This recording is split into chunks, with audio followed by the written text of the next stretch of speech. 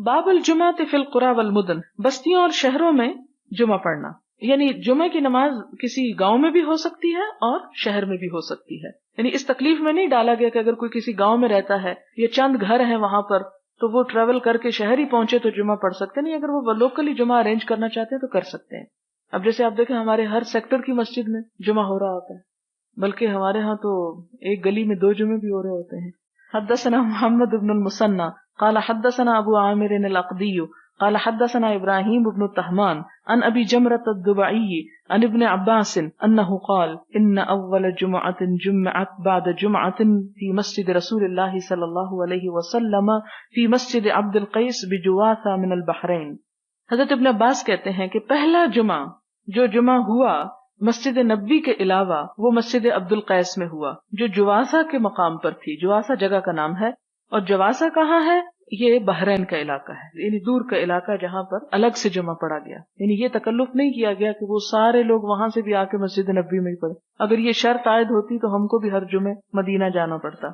حدثنا بشر بن محمد المروزی قال اخبرنا عبد الله قال اخبرني يونس عن الزهري قال اخبرنا سالم ابن عبد الله عن ابن عمر رضی اللہ عنہما قال سمعت رسول اللہ صلی اللہ علیہ وسلم یقول، آپ صلی اللہ علیہ وسلم فرماتے ہیں کلکم راعٍ، تم میں سے ہر شخص نگران ہے، ہر شخص ذمہ دار ہے. وزاد اللیث قال یونس وكتب رزیق ابن حکیم الى ابن شہاب وانا معه یومئذ بوادی القری، کہتے ہیں کہ لکھا رزیق بن حکیم نے ابن شہاب زہری کو، اور میں ان کے ساتھ تھا اس دن وادی القری میں تھا ابن شہاب کے پاس. جب ان کو لکھا ہوا آیا هل ترى ان اجمع، تمہارا کیا خیال ہے کہ اگر میں جمعہ پڑھوں؟ ورزیق عامل علی ارض یعملها، اور رزیق جو تھے اپنی زمین میں، یعنی دور دراز علاقہ تھا، کھیتی باڑی کرتے تھے. وفیہا جماعۃ من السودان، اور ان میں کچھ حبشی لوگ تھے. سودان سود سے ہے، سود عربی میں سیاہ چیز کو کہتے ہیں. سودان سیاہ لوگوں کے رہنے کا ملک یا علاقہ یا لوگوں کا اکٹھ، تو یعنی حبشی لوگ ان کے آس پاس رہتے تھے وغیرہ.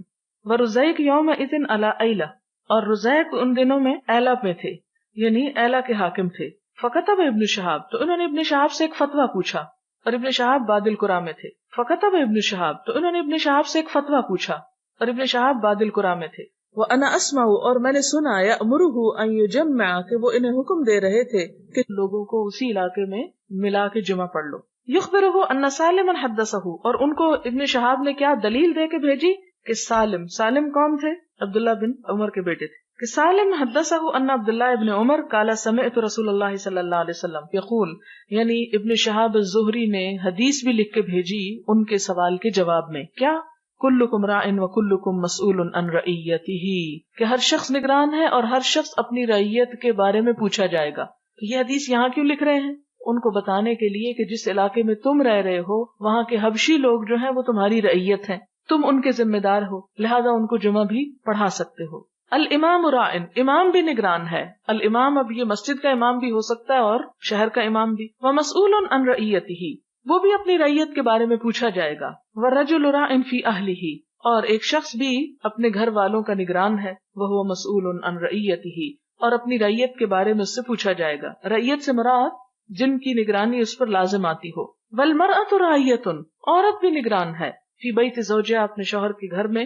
مسئولۃ عن رعیتہا، اس سے اس کی رعیت کے بارے میں پوچھا جائے گا. والخادم راع، نوکر بھی راعی ہوتا ہے، نوکر بھی ذمہ دار ہوتا ہے. کس چیز میں؟ فی مال سیدہ، اپنے آقا کے مال میں. مسئول عن رعیتہ، اور اس سے پوچھا جائے گا اس کی رعیت کے بارے میں کہ جو اس کو کچن کا آٹا، دال، چاول، چینی، گھی دیا تھا اسے ضائع تو نہیں کرتا رہا، اس سے بھی سوال ہوگا. قال وحسبت ان قد قال، اور کہتے کہ میں یہ سمجھتا ہوں کہ اس نے کہا والرجل راع فی مال ابیہ، اور ایک شخص اپنے باپ کے مال میں بھی نگران ہوتا ہے. وہو مسئول عن رعیتہ وکلکم راع ومسئول عن رعیتہ، ہر شخص نگران ہے اور ہر شخص سے اس کی نگرانی میں دی ہوئی چیزوں کے بارے میں پوچھا جائے گا کہ ان کے ساتھ اس نے کتنی ذمہ داری نبھائی اور کتنا ان کا خیال رکھا.